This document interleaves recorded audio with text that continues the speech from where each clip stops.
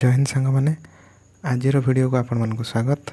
तो आज कौन भिडटी अच्छी ना आपणकर जो जूनियर टीचर रे रिजर्वेशन निमंते आपणकर जो समस्या उपजुची ताहा ऊपर आज वीडियो ना जो रिजर्वेशन रो किछिटा त्रुटि रही कह जाऊँगी ताहा केते दूर ठीक एवं ताहा आमे निजको निजे पचारिबा। प्रथमे आमे जानि नेबा कौन कौन रही आपणकर रिजर्वेशन रूल गुड़िक।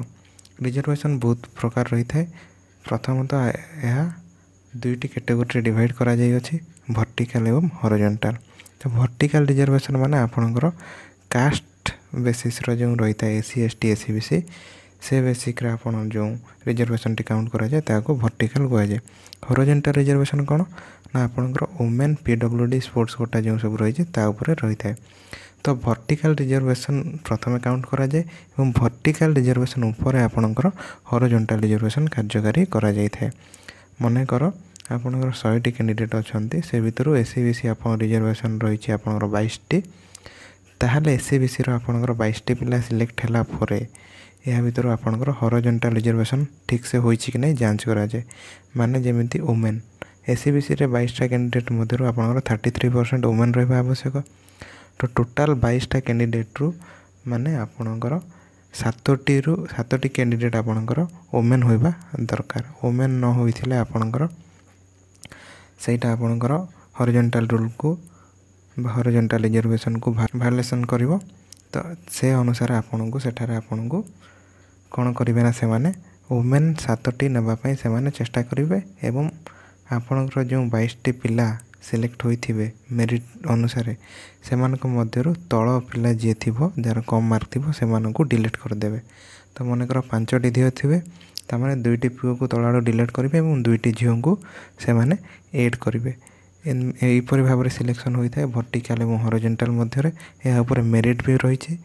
तो यार टोटल हमको जानिबा कहले प्रथमे हमर टोटल बेस विषय आमको जानिबा पड़िबो जे किपरि होइथाय सिलेक्शन प्रोसीजर।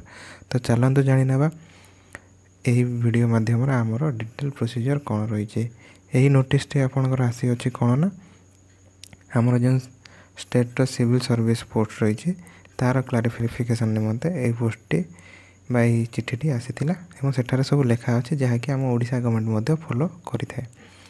तो चलते देखिदेबा। प्रथमे देखिबा आम कौन टाइप्स ऑफ रिजर्वेशन।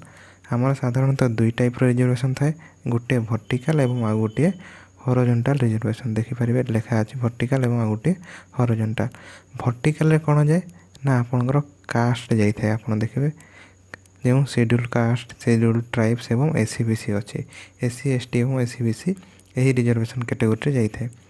यापर या छाड़े आप कौन अच्छी ना आपणकर रही अच्छी जो women physically handicapped ex serviceman और स्पोर्ट्स पर्सन। देखिए वुमेन फिजिकल हैंडिकैप्ड और एक्स सर्विस स्पोर्ट्स पर्सन एम सब जाती हॉरिजॉन्टल रिजर्वेशन आपणकर काउंट होती। तो देखिपारे ये लेखा अच्छे ना जदि आपणकर जो वुमेन रो आपन को 1/3 आपन को टोटाल वैकेंसी देवाक पड़ो लेखा अच्छे ये ना जी वैकेंसी बाहरी थो से आपन को 1/3 वुमेन नाक आप बाध्य। 33% आपणकर संरक्षित अच्छी। जदि आपणकर टोटाल माने आपणकर टोटाल ऊपर आपणकर एससी एसटी एससीबीसी जनरल सबू मिसिकी से जो टोटाल पोस्ट है से 33% आपन को देवाक पड़ो। यह छड़ा आपन कौन करबा पड़े ना इंडिविजुअल कैटेगोरी रे मध्य आपन को 1/3 पोस्ट आपन को देवाक पड़ो। माने 100 रु देखिपारे ये एग्जांपल द्वारा भी बुझा जाई अछि आपनकर जदि 100 रु आपणकर 33टा पोस्ट वुमेन को तो दब प्रथमे जो 100टा टोटाल पोस्ट अच्छी जनरल पोस्ट जी से आप 33% आपन को वुमेन मान को देदेले। यहाँ पर जो रिजर्वेशन रही ना प्रत्येक जो कैटेगोरी रो से कैटेगोरी रो पुणी आउ थे 33% आउ थे आपणकर इंडिविजुअली काउंट हम कौ मानक पई ना आमर महिला मानकर पई। तो इंडिविजुअल काउंट हेल्ले कौन हुए ना 33% रु बढ़ी भी जाए बेले बेले। तो देखिपारे ये लेखा अच्छे कौन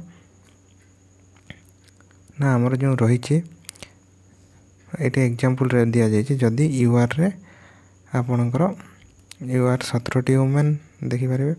ଏବଂ SCBC ରେ 4ଟି ଓମେନ୍ ସିଲେକ୍ଟ ହେଲେ, SC ରେ ଆପଣଙ୍କର 5ଟି ଓମେନ୍ ସିଲେକ୍ଟ ହେଲେ ଏବଂ ST ରେ ଆପଣଙ୍କର 8ଟି ଫିମେଲ୍ ସିଲେକ୍ଟ ହେଲେ। ତ ଏମାନେ ଇଣ୍ଡିଭିଜୁଆଲ୍ କ୍ୟାଟେଗୋରୀରେ ସିଲେକ୍ଟ ହେଲେ, ମାନେ ଆପଣଙ୍କର 51ଟି ପୋଷ୍ଟ ଥିଲା କ'ଣ URରେ 51ଟିରୁ ଆପଣଙ୍କର 17ଟି ମାନେ 33% ଓମେନ୍ ସିଲେକ୍ଟ।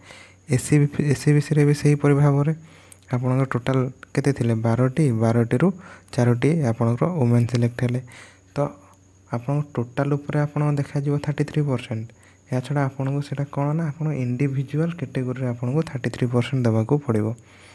ତ ଆପଣଙ୍କର SCBCରେ ବି 4ଟି ଦିଆଗଲା, SCରେ 5ଟି ଦିଆଗଲା ଏବଂ STରେ ଆପଣଙ୍କର 8ଟି ଦିଆଗଲା।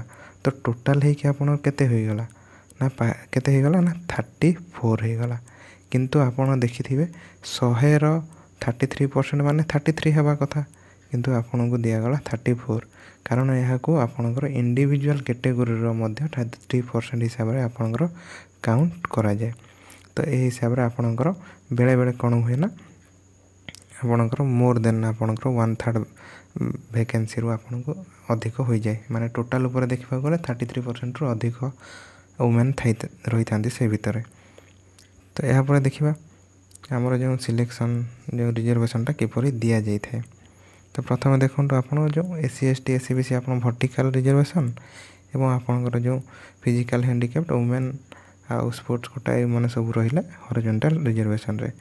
ତ ଏଠାରେ କ'ଣ କୁହାଯାଇଛି ନା ପଏଣ୍ଟରେ ଦ candidates belonging such category may be compete for non-reserved posts and if they are appointed to the non-reserved posts on their own merit, their numbers will be not be counted against the quota reserved for the respective reserved categories। ମାନେ ଯଦି କୌଣସି candidate ଆପଣଙ୍କର compete କରିକି non ରିଜର୍ଭରେ ପାଇଲେ, ମାନେ ଅଧିକ mark ରଖିକି non reserve ପୋଷ୍ଟରେ ପାଇଲେ, ତାହେଲେ ତାଙ୍କର ଯେଉଁ ପୋଷ୍ଟଟି ମନେକର ସେ SCBCରୁ ବିଲଙ୍ଗ କରୁଛନ୍ତି, କିନ୍ତୁ ମେରିଟ୍ ଅଧିକ ମାର୍କ ଆଣିଲା ପରେ ସେମାନେ ଯଦି ମେରିଟ୍ରେ ପାଇଲେ, ତାହେଲେ ସେ କ'ଣ କରିବେ ନା ମେରିଟ୍କୁ ଆପଣଙ୍କର ପଳେଇବେ। ତ ସେମାନେ ତାଙ୍କର ଯେଉଁ ପୋଷ୍ଟଟି ଆପଣଙ୍କର SCBCରେ କାଉଣ୍ଟ କରାଯିବ ନାହିଁ, SCBCରେ ଯେଉଁ ରିଜର୍ଭେସନ୍ରେ କାଉଣ୍ଟ କରାଯିବ ନାହିଁ, ସେ URରେ ପଳେଇଲେ, ମାନେ ଆପଣଙ୍କର ଅନରିଜର୍ଭ ବା ନନ୍ ରିଜର୍ଭରେ ଯିବେ। ସେ ହିସାବରେ କାଉଣ୍ଟ ହେବେ ଏବଂ ତାଙ୍କ ପୋଷ୍ଟ ଯୋଗୁଁରୁ ଆପଣଙ୍କର SCBC ରିଜର୍ଭେସନ୍ ଆପଣଙ୍କର ଲାଗୁ ହେବ ନାହିଁ ଏବଂ ତାଙ୍କର ଯେଉଁ ପୋଷ୍ଟିଂଟା ପାଇବେ ସେ SCBC ହିସାବରେ ମଧ୍ୟ ପାଇବେ ନାହିଁ। ତ SCBCରେ ଯେଉଁ ଯେତିକି ପରସେଣ୍ଟ ଆପଣଙ୍କର ସଂରକ୍ଷିତ ଥିବ ବା ରିଜର୍ଭେସନ୍ ଥିବ, ସେତିକି ପିଲା ଆପଣ ସିଲେକ୍ଟ ହେବେ। ସେ ଜଣକୁ ସେ କାଉଣ୍ଟ ହେବେ ନାହିଁ ଆପଣଙ୍କର ରିଜର୍ଭେସନ୍ କ୍ୟାଟେଗୋରୀରେ। ତ ଏଠାରେ ଏକ୍ଜାମ୍ପଲ୍ ମଧ୍ୟ ବି ଦିଆଯାଇଛି, ତଳେ ଏକ୍ଜାମ୍ପଲ୍ ଦେଖିଲେ ଆପଣ ବୁଝିପାରିବେ। ତ ମନେକର ଆପଣଙ୍କର ଟୋଟାଲ୍ ଆପଣଙ୍କର ଯେଉଁ ଓନ୍ ମେରିଟ୍ରେ ଯେଉଁମାନେ ସିଲେକ୍ଟ ହେଇଛନ୍ତି ସେମାନଙ୍କର ଯେଉଁ କୋଟା ଲେଖା ଅଛି ଦେଖନ୍ତୁ, who on their own merit get selected against open competition vacancies the entire reservation quota shall be remain available for SC category candidates. ତ ଯେଉଁ ଆପଣଙ୍କର ଯଦି ସେଇ ଭିତରୁ ଯଦି ମନେକର 5ଟି ପିଲା ମନେକର ନନ୍ ରିଜର୍ଭରେ ମାନେ ଅଧିକ ମାର୍କ ରଖିକି ମେରିଟ୍ରେ ସିଲେକ୍ଟ ହେଇଗଲେ, ତାହେଲେ ଆପଣଙ୍କର ଯେଉଁ SC କ୍ୟାଟେଗୋରୀ ସେମାନେ ଯେଉଁ କ୍ୟାଟେଗୋରୀ ବିଲଙ୍ଗସ୍ କରୁଛନ୍ତି ସେ କ୍ୟାଟେଗୋରୀରେ ଅନ୍ୟ ପିଲାମାନେ ପାଇବେ, ମାନେ SC କ୍ୟାଟେଗୋରୀର ପିଲା ପାଇବେ, କିନ୍ତୁ ତାଙ୍କର ଯେଉଁ କ୍ୟାଟେଗୋରୀଟା SCରେ କାଉଣ୍ଟ ହେବ ନାହିଁ, ସେ ନନ୍ ରିଜର୍ଭରେ ପାଇଗଲେ। ତ ଆପଣଙ୍କର ଯେଉଁ ତଳ ପିଲା ଥିବେ ଯେଉଁମାନେ କମ୍ ମାର୍କ ଆଣିଥିବେ ସେମାନେ SC କୋଟାରେ ଆରାମସେ ପାଇପାରିବେ। ଏହା ଥିଲା ଆପଣଙ୍କର ଯେଉଁ ଭର୍ଟିକାଲ୍ ଯେଉଁ ରିଜର୍ଭେସନ୍ ରହିଛି ସେ ଅନୁସାରେ। ତାପରେ ଦେଖିବା ଆମର ଯେଉଁ ସିଲେକ୍ସନ୍ ପ୍ରୋସିଜିଅରଟା କିପରି ଭାବରେ ହୋଇଥାଏ, ମାନେ ଗୋଟିଏ ମେରିଟ୍ ଲିଷ୍ଟକୁ ସେମାନେ କିପରି ଭାବରେ ଆମର ସଜା ଯାଇଥାଏ, ଏହା ଗୋଟିଏ ମୁଖ୍ୟ ପ୍ରୋସେସ୍। ଚାଲନ୍ତୁ ଜାଣିନେବା। ପ୍ରଥମେ ତ ସେମାନେ କ'ଣ କରନ୍ତି ନା ଆପଣଙ୍କର ଓପନ୍ କମ୍ପିଟିସନ୍ କୋଟାରେ ଆପଣଙ୍କର କ'ଣ କରନ୍ତି ନା ମେରିଟ୍ ପିଲାଙ୍କୁ ସିଲେକ୍ଟ କରନ୍ତି। କେତେ ନା ମେରିଟ୍ ପିଲା କେବେ ବି 50%ରୁ କମିବେ ନାହିଁ। ତ 50%ରୁ ସବୁବେଳେ ଅଧିକ ମେରିଟ୍ ପିଲା ଆପଣଙ୍କର ରଖାଯାଇଥାଏ। ଏହା ହେଲା ଆପଣଙ୍କର ପ୍ରଥମ କାମ। ଏହାପରେ ଦ୍ୱିତୀୟ କାମ ସେମାନେ କ'ଣ କରନ୍ତି ନା SC ST ଆଉ SCBC ମାନେ ଆପଣଙ୍କ ଯେଉଁ ଭର୍ଟିକାଲ ରିଜର୍ଭେସନ୍ ରହିଛି ସେ ରିଜର୍ଭେସନ୍ ଅନୁସାରେ ଆପଣଙ୍କର ସମସ୍ୟାମାନଙ୍କୁ ସିଲେକ୍ଟ କରିଦିଅନ୍ତି। ତ ପ୍ରଥମେ ଆପଣ କ'ଣ କଲେ ନା ମେରିଟ୍ ପିଲା 50% ନେଲେ ଟୋଟାଲରୁ, ଏବଂ ଏହାପରେ ଆପଣଙ୍କର SC ST ଏବଂ SC BC କ୍ୟାଟେଗୋରୀ ଦେଖିକି ସେମାନେ ପିଲା ନିଅନ୍ତି। ଏତିକି ପିଲା ନେଲା ପରେ ଆପଣଙ୍କର ପାଖାପାଖି ଯେତିକି ସିଲେକ୍ଟେଡ଼ କ୍ୟାଣ୍ଡିଡେଟ୍ ସେମାନେ ନେଇଯାଇଥାନ୍ତି 50% ମେରିଟ୍, ଏବଂ SC ST SC BC ଦେଖିକି ଆପଣଙ୍କ ସବୁ ପିଲାଙ୍କୁ ସେମାନେ ନେଇଗଲେ। ଏହାପରେ ସେମାନେ କ'ଣ ଦେଖନ୍ତି ନା ହରିଜଣ୍ଟାଲ ଆପଣଙ୍କର ଯେଉଁ ଆମ ରିଜର୍ଭେସନ୍ ରହିଛି ତାହା ସାଟିସ୍ଫାଏ କରୁଛି କି ନାହିଁ। ମାନେ ମନେକର SCରେ ଟୋଟାଲ୍ ଆପଣଙ୍କର ପୋଷ୍ଟ ଅଛି ଆପଣଙ୍କର 100ଟି, ପିଲାଙ୍କର 100ଟି ପୋଷ୍ଟରୁ 33ଟା ଝିଅ ହେବା ବାଧ୍ୟ। ତ ଏଇଟାକୁ ସେମାନେ ପୁନଃ ଆପଣ କ'ଣ କରନ୍ତି ନା ତାକୁ ଭେରିଫିକେସନ୍ କରନ୍ତି ଯେ ଆପଣଙ୍କର ଯେଉଁ ଆମର ଯେଉଁ ହରିଜଣ୍ଟାଲ ରିଜର୍ଭେସନ୍ ରହିଛି ସେଠାରେ 33ଟା ଝିଅ ଅଛନ୍ତି ନା ନାହିଁ, କିମ୍ବା PWD କ୍ୟାଣ୍ଡିଡେଟ୍ ଯେତିକି ପାଇବା କଥା ପାଇଛନ୍ତି କି ନାହିଁ, କିମ୍ବା ସ୍ପୋର୍ଟସ୍ କୋଟା ପିଲା ପାଇଛନ୍ତି କି ନାହିଁ। ଯଦି ନଥାଏ ତାହାକୁ ସେମାନେ ଆଡ଼ଜଷ୍ଟ କରିଥାନ୍ତି। କିପରି ଭାବରେ ତଳେ ଯେଉଁ ସବ୍ ପଏଣ୍ଟ ଗୁଡ଼ିକ ଦେଇଛି ସେଠାରେ ଲେଖା ଅଛି ଦେଖିବା। If quota fixed for horizontal reservation is already satisfy, ଯଦି ଆପଣଙ୍କର ହରିଜଣ୍ଟାଲ ରିଜର୍ଭେସନ୍ ମାନେ 100ରୁ 33 ଝିଅ ଅଛନ୍ତି ଗୋଟେ କ୍ୟାଟେଗୋରୀରେ, ମାନେ SCରେ ବି STରେ ବି SC BCରେ ବି, ତାହେଲେ ଯେଉଁ ଆମର ଲିଷ୍ଟଟି ତିଆରି ହୋଇଥିବ ତା ଉପରେ କୌଣସି କ୍ୱେଶ୍ଚିନ୍ ଉଠାଯିବ ନାହିଁ। ମାନେ ସେଇଟା ଆପଣଙ୍କର ଫାଇନାଲ୍ ଲିଷ୍ଟ ଭାବରେ ପ୍ରକାଶିତ କରାଯାଇଥାଏ। କିନ୍ତୁ ଯଦି ନ ହୋଇଥାଏ, ଦେଖ ଦିଆଯାଇଛି ଯଦି ନ ହୋଇଥାଏ ତାହେଲେ କ'ଣ କରାଯାଏ ନା ହରିଜଣ୍ଟାଲ ରିଜର୍ଭେସନ୍ କ୍ୟାଣ୍ଡିଡେଟ୍ସକୁ କ'ଣ କରାଯାଏ ନା ଆଡ଼ଜଷ୍ଟ କରାଯାଏ। ମାନେ ସେମାନଙ୍କୁ ଯେଉଁ ହରିଜଣ୍ଟାଲ ହିସାବରେ ଯେଉଁ କ୍ୟାଣ୍ଡିଡେଟ୍ ଆସିବା କଥା ତାଙ୍କୁ ଲିଷ୍ଟକୁ ପୁନଃ ଅଣାଯାଏ। କିପରି ଭାବରେ ନା ଡିଲେଟିଂ ଦ କରେସ୍ପଣ୍ଡିଂ ନମ୍ବର ଅଫ୍ କ୍ୟାଣ୍ଡିଡେଟ୍ସ, ମାନେ ଯେଉଁ ଆପଣଙ୍କର ତଳ ପିଲା ଥିବେ ବା କମ୍ ମାର୍କ ରଖିଥିବେ ସେ କ୍ୟାଟେଗୋରୀରେ, ସେମାନଙ୍କୁ କ'ଣ କରାଯାଏ ନା ଡିଲେଟ୍ କରାଯାଏ ଯେଉଁମାନେ କମ୍ ମାର୍କ ରଖିଥିବେ ଗୋଟେ କ୍ୟାଟେଗୋରୀରେ। ତ ଲେଖା ହେଇଛି ଏଠି ଦେଖିପାରିବେ, separately two each of the vertical reservation weather required, ଯେଉଁ ଜାଗାରେ ଦରକାର ହୋଇଥାଏ, ଯେଉଁ କ୍ୟାଟେଗୋରୀରେ ଦରକାର ହୁଏ ସେ ଅନୁସାରେ এই ରିଜର୍ଭେସନ୍କୁ କାଲକୁଲେଟ୍ କରାଯାଏ।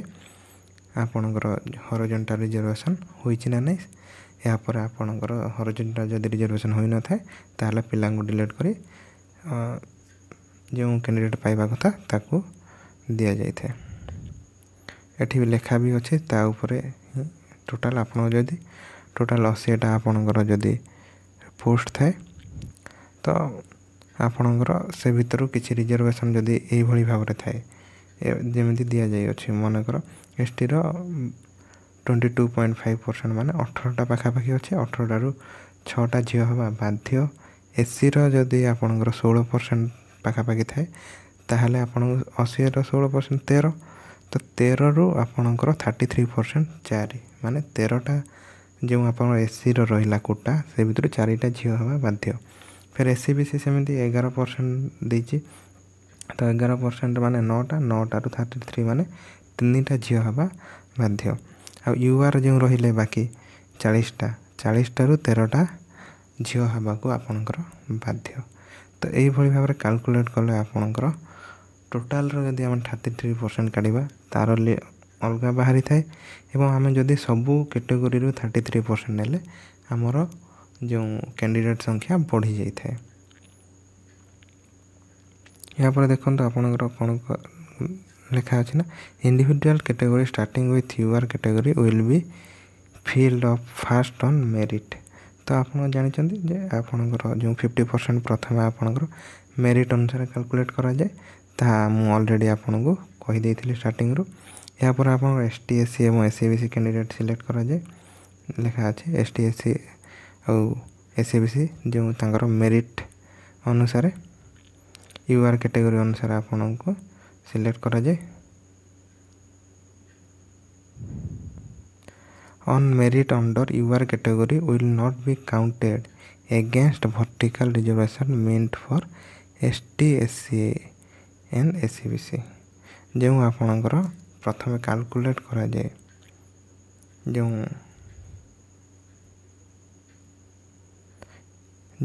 हाँ এই ପଏଣ୍ଟରେ କୁହାଯାଇଛି ଯେ ଆପଣଙ୍କର ଯେଉଁ ପିଲାମାନେ ମେରିଟ୍ରେ ପାଇବେ ମାନେ ୟୁଆର୍ରେ ପାଇଗଲେ, ମନେକର କିଛି ପିଲା ଆପଣଙ୍କର ST SC SC BC ପିଲା ଅଧିକ ମାର୍କ ରଖିକି ସେମାନେ ୟୁଆର୍ କ୍ୟାଟେଗୋରୀକୁ ପଳାଇଲେ ଏବଂ ସେଠାରେ ପାଇଲେ ଅଧିକ ମାର୍କ ରଖିଥିବାରୁ, ତ ସେମାନଙ୍କୁ ତାଙ୍କର ଯେଉଁ ଆପଣଙ୍କର ଯେଉଁ କୋଟା ଅଛି ସେ କୋଟାର ବା ରିଜର୍ଭେସନ୍ ଅନୁସାରେ କାଲକୁଲେଟ୍ କରାଯିବ ନାହିଁ। ସେମାନଙ୍କର ଯେଉଁ ରିଜର୍ଭେସନ୍ ସେମିତି ରହିବ। ତ ମନେକର ଆପଣଙ୍କର ଯେଉଁ ଆମେ ପୂର୍ବ ଏକ୍ଜାମ୍ପଲ୍ରେ ଦେଖୁଥିଲେ ଯେ ଆପଣଙ୍କର ୟୁଆର୍ ଅଛି ଆପଣଙ୍କ ଟୋଟାଲ୍ 40, ତ ମନେକର ଆପଣଙ୍କର ଯେଉଁ ରହିଛି ST କୋଟାରେ 18ଟା ରହିଛି ପୋଷ୍ଟ, 18ଟା ପିଲା ପାଇବା କଥା, ତ 40ଟାରେ ଆପଣଙ୍କର ଏଠାରେ ST ପିଲା ହିଁ ପାଇଗଲେ 5ଟା, ତ ସେ 5 ଜଣକୁ ଆପଣଙ୍କର ଏଠାରେ ଯେଉଁ 5 ଜଣ ପାଇଲେ ସେ 5 ଜଣଙ୍କୁ ଏଇ 18ରେ ଗଣାଯିବ ନାହିଁ। ମାନେ ଏଇ ଯେଉଁ 5ଟି ST ପିଲା ପାଇଲେ ସେମାନେ ଆପଣଙ୍କର ୟୁଆର୍ରେ ପାଇଲେ, ତ ସେମାନେ ୟୁଆର୍ ହିସାବରେ କାଉଣ୍ଟ ହେବେ। ତ ଏହି 18ଟି ପୋଷ୍ଟ ଆପଣଙ୍କର ଆମର ଯେଉଁ ST ପିଲାଙ୍କ ଲାଗି ରିଜର୍ଭ ହିଁ ରହିବ। ଏଇ 5ଟା ପିଲା ୟୁଆର୍କୁ ପଳେଇ ଆସିବେ, ତ ସେଠାରେ ଆରାମସେ ଯେଉଁ ପିଲା ST ପିଲା ଆରାମସେ ସେ ତା'ର ନିଜର କୋଟାକୁ ନେଇପାରିବ। ଏଇ ଭାବରେ ରହିଛି। ଆଉ ମୁଖ୍ୟ ଯେଉଁ ଆମର ପ୍ରୋବ୍ଲେମ୍ ରହିଛି ଆମର ଏବେ ରିଜର୍ଭେସନ୍ ଫର୍ ଓମେନ୍ ମାନଙ୍କ ଉପରେ ଯେଉଁ ଏବେ ଯେଉଁ କଥା ବା ଯେଉଁ ଆମର ଇସ୍ୟୁଟି ସବୁଠାରୁ କ୍ରିଏଟ୍ ହେଇଛି ଯେ ଓମେନ୍ ରିଜର୍ଭେସନ୍ କିପରି ହେବ, କ'ଣ ହେବ, ଏହା ଉପରେ ହିଁ ଚାଲିଛି। ତ ପ୍ରଥମେ ଦେଖିନିଅନ୍ତୁ ଆପଣଙ୍କର ଓମେନ୍ ରିଜର୍ଭେସନ୍ ମଧ୍ୟ ପ୍ରଥମେ ଆପଣଙ୍କର ଯେଉଁ SC SC କୋଟା ବା ଆପଣ ଯେଉଁ ଭର୍ଟିକାଲ୍ ଆପଣଙ୍କର ରିଜର୍ଭେସନ୍ ରହିଛି ସେ ଅନୁସାରେ ହୋଇଥାଏ। ତ ପ୍ରଥମେ ଭର୍ଟିକାଲ୍ ରିଜର୍ଭେସନ୍ ହୋଇଗଲା, ଏହାପରେ ଆପଣଙ୍କର ତ ଆପଣ ଚେକ୍ କରାଯାଏ ଯେ ହରଜେଣ୍ଟାଲ୍ ରିଜର୍ଭେସନ୍ ଅନୁସାରେ ଆପଣଙ୍କର SC ST ଓମେନ୍ ଠିକ୍ସେ ଅଛନ୍ତି କି ନାହିଁ। ଯଦି ଆପଣଙ୍କର ହରଜେଣ୍ଟାଲ୍ ରିଜର୍ଭେସନ୍ ଯଦି ସାଟିସ୍ଫାଏ କରୁଛି ମାନେ 33% ଯଦି ଓମେନ୍ ଅଛନ୍ତି 33 କିମ୍ବା 33ରୁ ଅଧିକ, କାହିଁକିନା ଯେଉଁମାନେ ମେରିଟ୍ରେ ପାଇବେ ପ୍ରଥମେ ମେରିଟ୍ରେ କାଉଣ୍ଟ କରାଯାଏ, ମେରିଟ୍ରେ କାଉଣ୍ଟ କଲା ପରେ ଆପଣଙ୍କର ଏସବୁ କୋଟା ଦେଖାଯାଏ। ତ ଯଦି 33%ରୁ ଅଧିକ ବି ଥାଆନ୍ତି କିଛି ଅସୁବିଧା ନାହିଁ, ସେମାନେ ପାଇବେ। ମାନେ ମନେକର 100ରୁ 100 ଝିଅ ଥିଲେ ମଧ୍ୟ 100ଟା ଝିଅ ଯଦି ମେରିଟ୍ରେ ଆସିଛନ୍ତି ସେମାନେ ପାଇବେ, କିନ୍ତୁ ମିନିମମ୍ 33% ହେବା ଆବଶ୍ୟକ। 33% ଆପଣଙ୍କର କୋଟା ହିସାବରେ ଆପଣ ଓମେନ୍ ହିସାବରେ ପାଇବେ। ଏହାପରେ ଆପଣ ମେରିଟ୍ରେ ଆପଣ ଯେତେ ଅଧିକ ପାଇଲେ ବି ଝିଅ କିଛି ଅସୁବିଧା ନାହିଁ। ଝିଅ କିମ୍ବା ଅନ୍ୟ କ୍ୟାଣ୍ଡିଡେଟ୍ ବି ଯଦି ଅଧିକ ପାଇଲେ ବି ଅସୁବିଧା କିଛି ନାହିଁ। ଏହାପରେ ଦେଖନ୍ତୁ ଯଦି ହରଜେଣ୍ଟାଲ୍ ରିଜର୍ଭେସନ୍ ଯଦି ଠିକ୍ ଅଛି ତାହେଲେ କିଛି ଆପଣଙ୍କର ଦରକାର ନାହିଁ, କିଛି ବି ଚେଞ୍ଜ କରିବା ଆପଣଙ୍କର ଦରକାର ନାହିଁ, ତାହାକୁ ଫାଇନାଲ୍ କରାଯାଏ ଏବଂ ଆପଣଙ୍କର ପ୍ରୋସିଡ୍ ଆଗକୁ କରାଯାଏ। ଯଦି ହରଜେଣ୍ଟାଲ୍ କୋଟା ଯଦି ଠିକ୍ସେ ଫଲୋ କରୁନାହିଁ, ମାନେ ଯଦି ସର୍ଟଫଲ୍ ହେଉଛି କେଉଁ ଜାଗାରେ କମିଯାଉଛି, ତାହେଲେ କ'ଣ କରାଯିବ ନା ଡିଲିଟିଂ ଦ କରେସ୍ପଣ୍ଡିଂ ନମ୍ବର ଆପଣ ପୂର୍ବରୁ କହିଥିଲି। ତ ଆପଣଙ୍କର ଯେଉଁ ତଳେ ମେଲ୍ କ୍ୟାଣ୍ଡିଡେଟ୍ ଥିବେ, କାହିଁକିନା ଯେହେତୁ ଏବେ ଆମେ ଓମେନ୍ ଉପରେ କଥାବାର୍ତ୍ତା କରୁଛନ୍ତି, ଓମେନ୍ ରିଜର୍ଭେସନ୍ ଉପରେ, ତ ଏହି ଡିସ୍କସନ୍ରେ କେବଳ ଆମେ ଓମେନ୍ ମାନଙ୍କୁ ନେବା। ତ ଯଦି ଗୋଟେ ଲିଷ୍ଟରେ ଓମେନ୍ ନାହାନ୍ତି କେବଳ ମେଲ୍ କ୍ୟାଣ୍ଡିଡେଟ୍ ଅଛନ୍ତି, ତ କ'ଣ କରାଯିବ ନା ଯେଉଁ ତଳ ର୍ୟାଙ୍କର ମେଲ୍ କ୍ୟାଣ୍ଡିଡେଟ୍ ଗୁଡ଼ିକୁ ଡିଲିଟ୍ କରାଯିବ। ତ ସେ ଅନୁସାରେ ଆପଣଙ୍କର ଯେତେ ପର୍ଯ୍ୟନ୍ତ ହରିଜେଣ୍ଟାଲ୍ ସାଟିସ୍ଫାଏ କରିନାହିଁ ରିଜର୍ଭେସନ୍ ସେତେ ପର୍ଯ୍ୟନ୍ତ ତଳୁ ପିଲାଙ୍କୁ ଡିଲିଟ୍ କରାଯିବ। ମନେକର ଆଉ 3ଟି ଝିଅ ଦରକାର ଅଛି 33% ହେବା ନିମନ୍ତେ, ତ ତଳ ଆଡ଼ୁ 3ଟି ପୁଅଙ୍କୁ କାଟି ଦିଆଯିବ ଏବଂ ସେଠାରେ 3ଟି ଝିଅଙ୍କୁ ଦିଆଯିବ। ତ ଏହିଭଳି ଭାବରେ ଆପଣଙ୍କର ଓମେନ୍ ରିଜର୍ଭେସନ୍ଟି କାଲକୁଲେଟ୍ କରାଯାଇଥାଏ। ତ ଯଦି ଏଠାରେ ଦିଆଯାଇଅଛି ବି those women selected on merit within the vertical reservation quota will be counted against horizontal reservation। ତ ଯଦି ବି ଭର୍ଟିକାଲ୍ ରିଜର୍ଭେସନ୍ କୋଟାରେ ଆପଣ ଅଛନ୍ତି, ତ ମୁଁ କହିଥିଲି ନା ଭର୍ଟିକାଲ୍ ରିଜର୍ଭେସନ୍ କୋଟା ଉପରେ ହିଁ ହରିଜେଣ୍ଟାଲ୍ ଆପଣଙ୍କର ରିଜର୍ଭେସନ୍ କୋଟା କାଉଣ୍ଟ କରାଯାଏ। ତ ମନେକର SCରେ ଆପଣଙ୍କର 33% ପାଇବା ଦରକାର, ତ ଟୋଟାଲ୍ SC ଆପଣଙ୍କ ରିଜର୍ଭେସନ୍ ଅଛି ଭର୍ଟିକାଲ୍ ରିଜର୍ଭେସନ୍ 100ଟି ତ 33% ମାନେ 33ଟା ଝିଅ ପାଇବା ଦରକାର।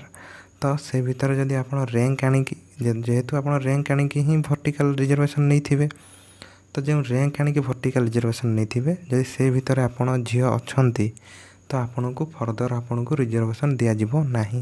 ଯେଉଁ ଅଲରେଡ଼ି ଆପଣ 33 କିମ୍ବା ତାଠାରୁ ଅଧିକ ଆପଣ ଝିଅ ଭର୍ଟିକାଲ୍ ରିଜର୍ଭେସନ୍ ରହିଥାନ୍ତି ତାହେଲେ ଆପଣଙ୍କୁ ଆଉ ହରିଜଣ୍ଟାଲ୍ ରିଜର୍ଭେସନ୍ ଦିଆଯିବ ନାହିଁ। ହରିଜଣ୍ଟାଲ୍ ରିଜର୍ଭେସନ୍ କେତେବେଳେ କାମ କରେ?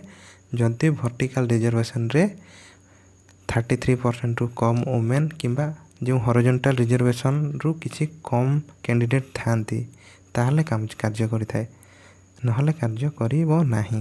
ଆପଣଙ୍କର ହରିଜଣ୍ଟାଲ୍ ରିଜର୍ଭେସନ୍ ଏଠାରେ ଦେଇଅଛି ମଧ୍ୟ ତଳେ ଆପଣଙ୍କର ଦେଇଅଛି, ଦେଖନ୍ତୁ ବୁଝାଇ ଦେଉଛି ଏଇଟା। ତ ଯଦି ଆପଣଙ୍କର ଟୋଟାଲ୍ ରହିଛି ଆପଣଙ୍କର 19 ପୋଷ୍ଟ କାଲ୍ ନିମନ୍ତେ ନା SC ନିମନ୍ତେ, ସେ ଭିତରେ 19ର 33% ମାନେ ଆପଣଙ୍କର 6ଟା ଓମେନ୍। ତ 19 କ୍ୟାଣ୍ଡିଡେଟ୍ରୁ ଆପଣଙ୍କର 6ଟା କ'ଣ ହେବା ଦରକାର? ଆପଣଙ୍କର ଓମେନ୍ ହେବା ଦରକାର 33%। ଯଦି 19ରୁ ଯଦି 6ଟା ଆପଣଙ୍କର ଓମେନ୍ ଅଛନ୍ତି, ଯଦି 19ରୁ ଆପଣଙ୍କର 6ଟା ଓମେନ୍ ଅଛନ୍ତି ତାହେଲେ କିଛି ଦରକାର ନାହିଁ ଆପଣଙ୍କର, ତାହେଲେ ଠିକ୍ ଅଛି, ଆପଣଙ୍କର ଲିଷ୍ଟ ଠିକ୍ ଅଛି, ସେଇଟାକୁ ଫାଇନାଲ୍ କରିଦିଆଯାଏ। କିନ୍ତୁ ଯଦି 19ରେ କେବଳ 2ଟି ଓମେନ୍ ଅଛନ୍ତି ତାହେଲେ କ'ଣ କରାଯିବ ନା ବଟମ୍ ଆଡ଼ୁ ଆପଣଙ୍କର ମେଲ୍ କ୍ୟାଣ୍ଡିଡେଟ୍କୁ ଡିଲିଟ୍ କରାଯିବ। କେତୋଟି ନା ଯେହେତୁ ଆପଣଙ୍କର 19ର 33 ମାନେ 6ଟା ଦରକାର ତ ଆପଣ 2ଟା ଥିଲା ମାନେ ଆପଣଙ୍କର 4ଟି ଆପଣଙ୍କର କ୍ୟାଣ୍ଡିଡେଟ୍କୁ କରାଯିବ।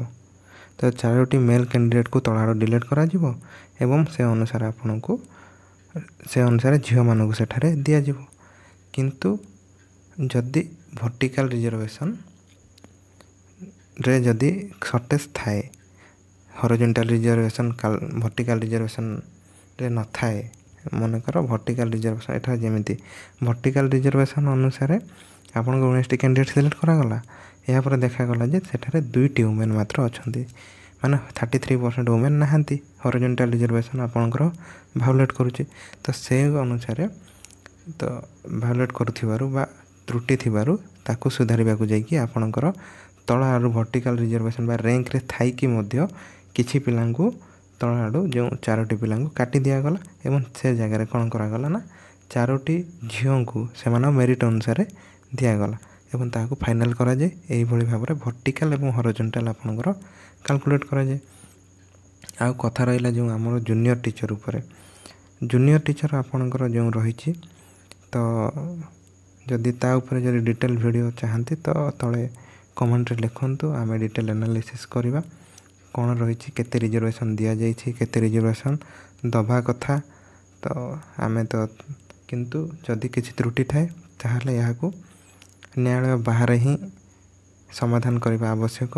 ଯେଉଁ ଆମର ଅଧିକାରୀମାନେ ଅଛନ୍ତି ଓ ସେବାର ଅଥରିଟି ବା କର୍ମଚାରୀ ଅଛନ୍ତି, ଅଫିସରମାନେ ଅଛନ୍ତି, ସେମାନଙ୍କୁ ଏହା ଉପରେ ଜଣାଇବା ଦରକାର ଏବଂ ସେମାନଙ୍କୁ ଏହାକୁ ଅବଗତ କରାଇ ଯଦି ତ୍ରୁଟି ଥାଏ ତାହାକୁ ଅଫିସରେ ହିଁ ସଲ୍ଭ କରିବା ଦରକାର। କାହିଁକିନା 15 ତାରିଖ ଦିନ ଆପଣଙ୍କର ଡିଭି ଡେଟ୍ ଆସିବ, ତା ପୂର୍ବରୁ ଏହାକୁ ଯଦି ଆମେ ସଲ୍ଭ କରାଇ ପାରିବା ବହୁତ ହିଁ ଭଲ କଥା। କାହିଁକିନା ଦେଖିପାରିବେ ଅଲରେଡ଼ି ଯେଉଁ ଆମର JTS ଆଶାୟୀମାନେ ରହିଛନ୍ତି ସେମାନେ ଅଲରେଡ଼ି ବହୁତ ଦିନ ହେଲା 6 ମାସ ପାଖାପାଖି ଜାନୁଆରୀରେ ଆସିଲା ଆପଣଙ୍କର